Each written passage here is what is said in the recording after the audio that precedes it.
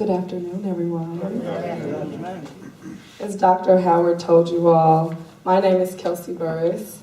I am not only a student as well as a producer, but what I take the most pride in is that I'm an activist. Yes. I first want to thank the SCLC as well as the American Friends Committee for inviting me here to speak. And I'm very honored to be here to celebrate a legacy of a man who left a legacy of courage, ambition, and change. So can we please give a round of applause to Dr. Martin Luther King?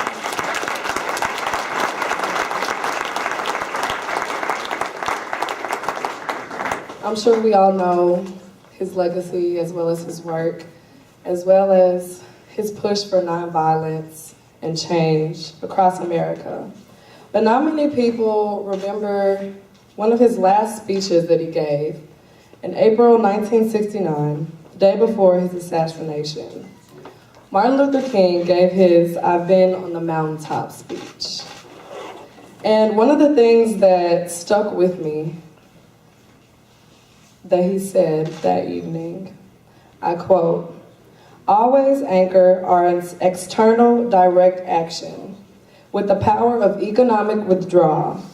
Individually, we are poor when you compare us with white society in America. Collectively, we are richer. All right.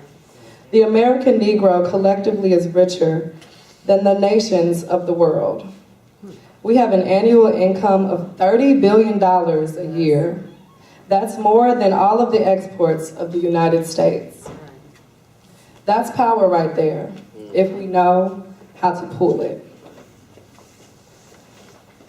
This quote, it really stuck out to me mainly because he talks about the power of economic withdrawal, which some people aren't necessarily in agreement with, but it does have some change. It can cause and make a difference in our community. During the Civil Rights Movement, it led to different boycotts, but today it also led to a recent boycott initiated by Minister Louis Farrakhan. Now, I don't know how many of you were familiar with what recently just took place back in October, the 20th anniversary of the Million Man March.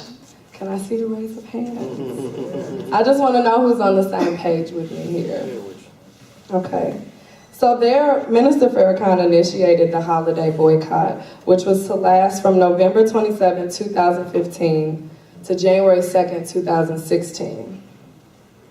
His purpose was to display economic withdrawal for racial justice in America, as well as to curb the violence epidemic across America. Being here 16 days later after the protest has ended, the unity of those who participated caused the result of many retail stores to plummet, as well as store closings.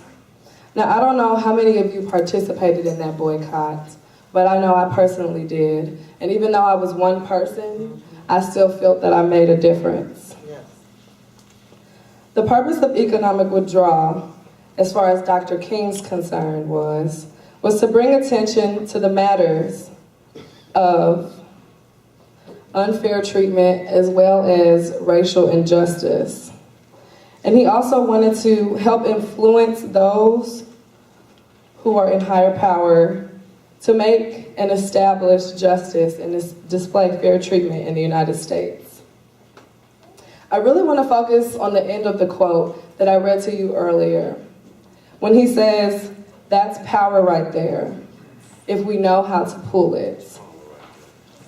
Pooling our resources together, collective spending. That's something that we all have the power to do. And that's something that my colleagues here explained to you all. Establishing a collective economy is something that we all have the power to do today. What that may look like is putting our money into a place where we will want to see it again, as well as establishing businesses that will allow us to see where our money is going and how it is helping to improve our economy as well as our community. Now, this takes power and will. The will of each and every one of you to want to participate, to want to see this happen, and to actually bring this into existence. Without people wanting to see this happen and make it happen, there will be no difference made. So, as I said before, we have the power to make change. We just have to have the will to make it. Thank you.